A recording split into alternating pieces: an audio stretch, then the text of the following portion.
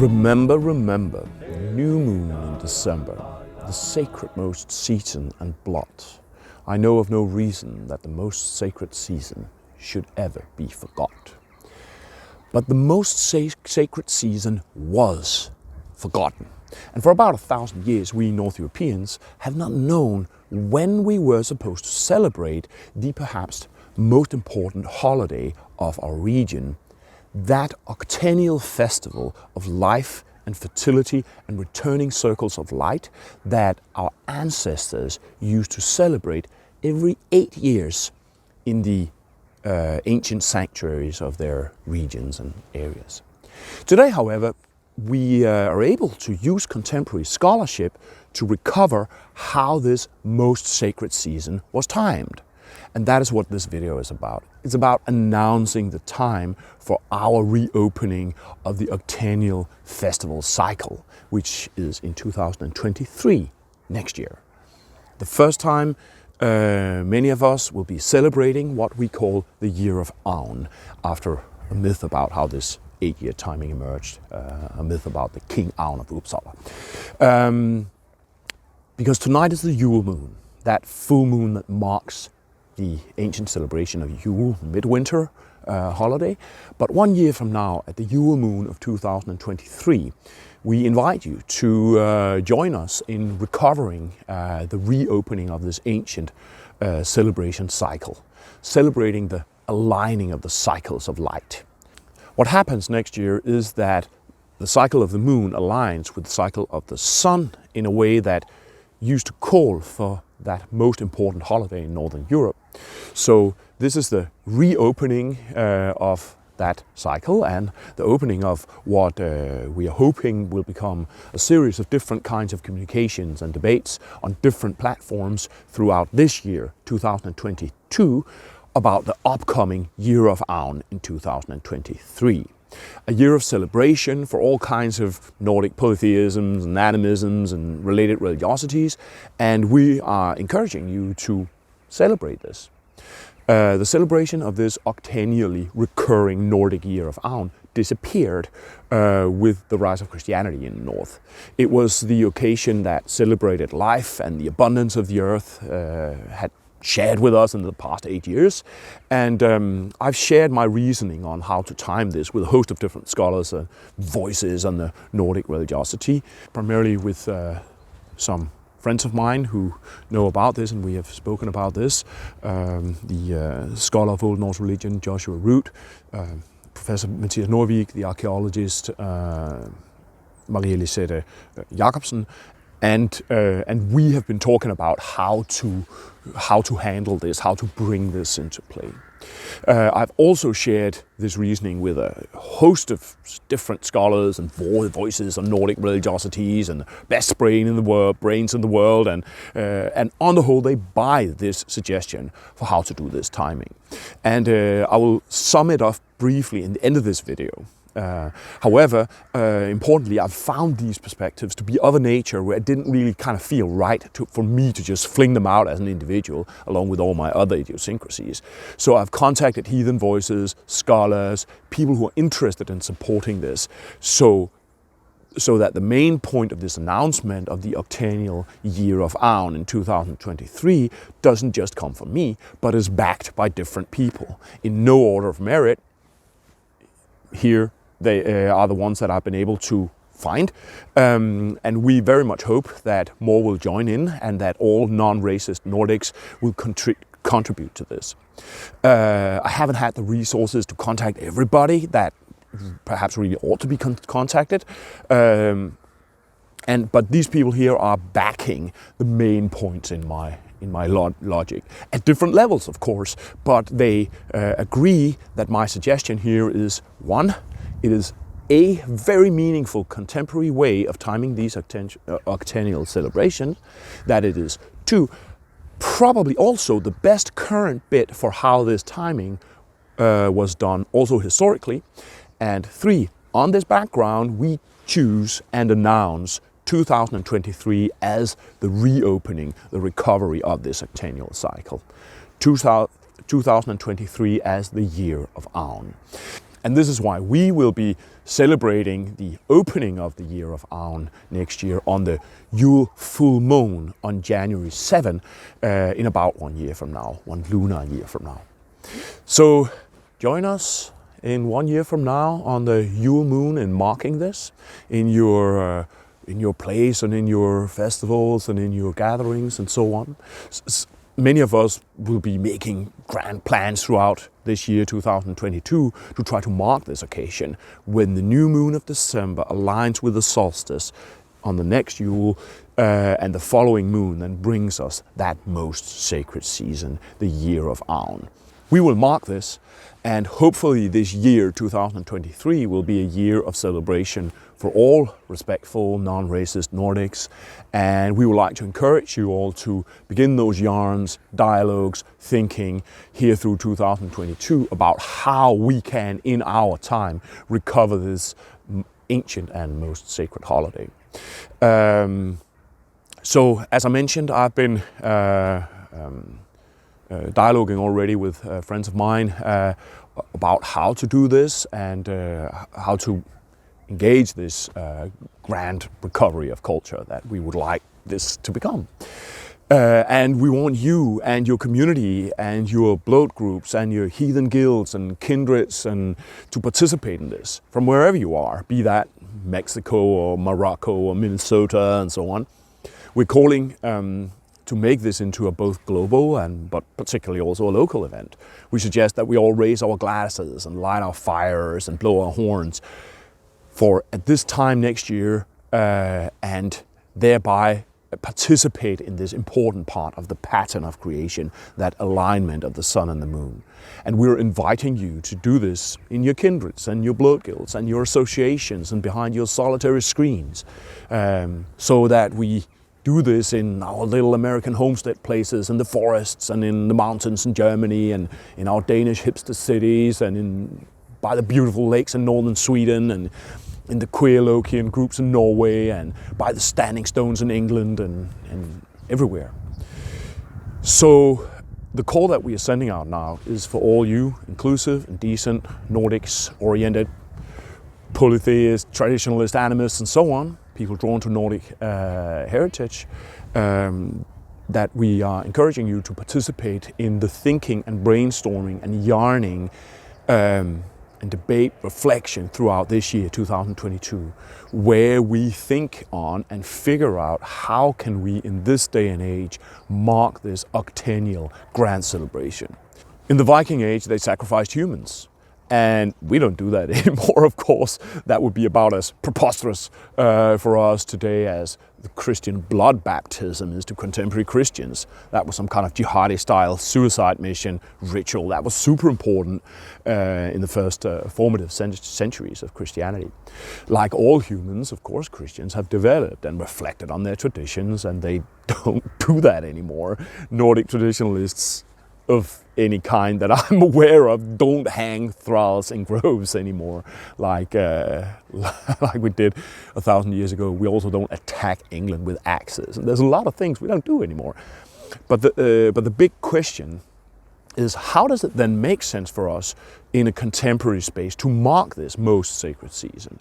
And our hope is that we will do circles and discussions, and that we'll figure out diverse and beautiful and powerful ways for how to mark that most important time in Nordic animist reckoning. And I think we will engage each other in all kinds of ways and debates throughout all our podcasts and YouTube channels and blogs and Facebook groups and Discord forums and so on, so we can start figuring this out. And I particularly suggest that we look for guidance in how to develop this extremely important holiday in the work of my favorite author at the moment, the Aboriginal complexity thinker Tyson Yunkaporta. He is talking about how yarning, communal yarning rituals into being, in these community processes of relating with the land. And I think that is the way to go about this, to look at the symbolisms in the celebrations, what does it say in the sources, the symbolisms of how the alignment of the moon and the sun gives birth to a year with an extra lunar month. Hence these cycles of light gives, fertility in that way. And also how these celebrations used to acknowledge every single lunation, every single lunar month in the past cycle, perhaps with offerings of gratitude or of prayers for the coming 8-year cycle. Is this an occasion where it makes sense to do pilgrimages to regional sacred sites, a little bit like the Hindus do the Kumbh Mela every 12th year? I think that would make sense.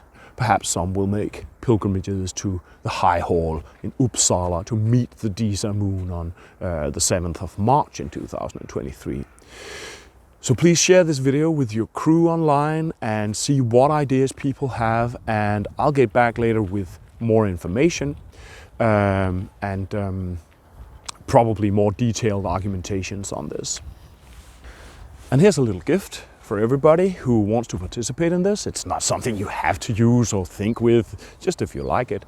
And this is a graphic combination of the runes that represent the relation between the sun and the moon in the runic calendar in the last 8 years.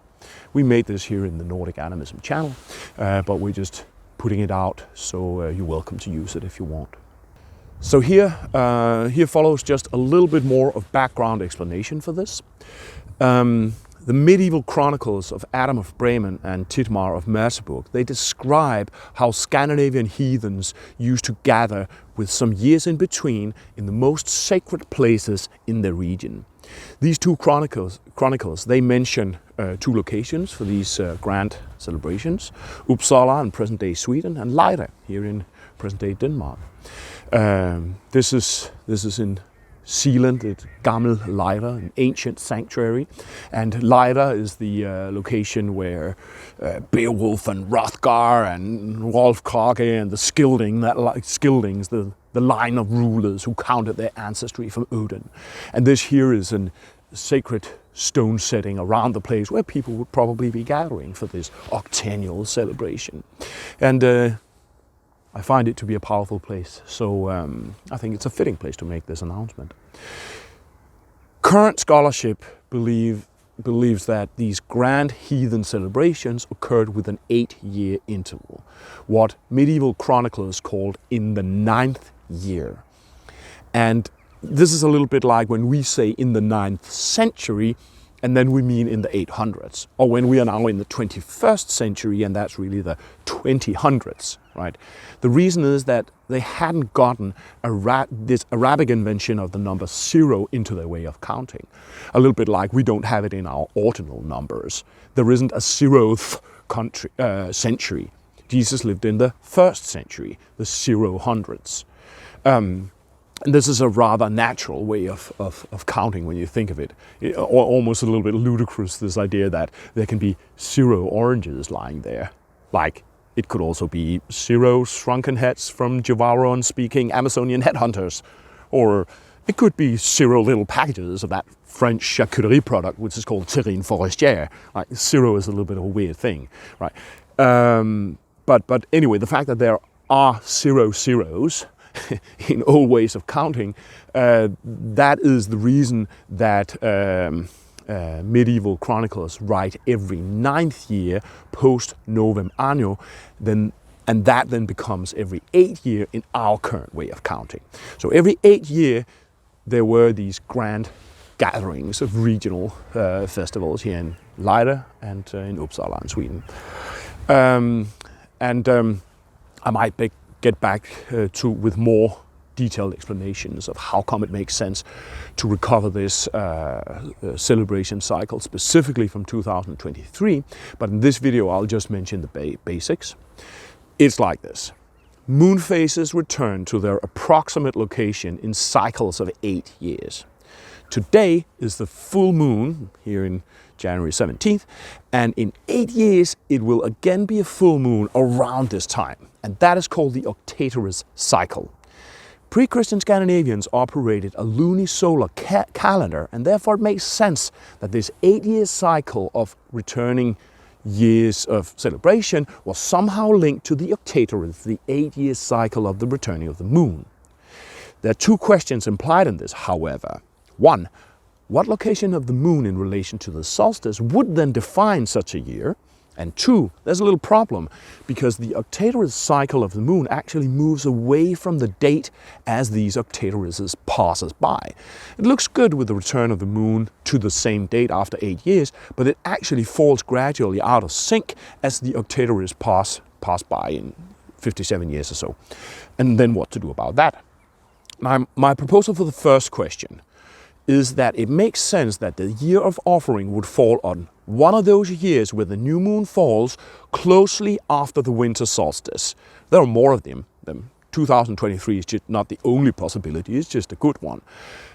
Because the alignment between solar and lunar cycle, the sun and the moon following each other from maximum darkness towards fullness, that alignment would have appeared significant for people living in this agrarian society on a lunisolar calendar. And these particular years are years where an extra lunar month, a leap lunar month, has to be inserted around midsummer. And this then becomes this beautiful symbol, you could call it. Though there isn't actually astronomically more light, it is as if the alignment of growth in light in the moon and the sun gives us more summer, right? So that makes sense. But then the problem is still there, that these cycles of 8 years, as they pass by, the new moon will move further and further away from the solstice until it ceases to be one of those years where we need an extra 13th lunar month in summer. Just accept it, that's how it works. When the new moon falls closely after the winter solstice, then a lunar month has to be inserted in summer in a lunisolar calendar. And hence this beautiful agrarian symbolism actually crashes. Now my proposal that solves this problem is the following. When this happens, when so many cycles of 8 years have passed by that the new moon has moved so far away from the solstice that we no longer need this leap lunar month during summer, then we add an extra year in one of these cycles of 8. So that then becomes a cycle of 9 in that instance. Because when we do that, then the following year we're completely back on track. This happens like once in a while. The next time it happens is in 2079.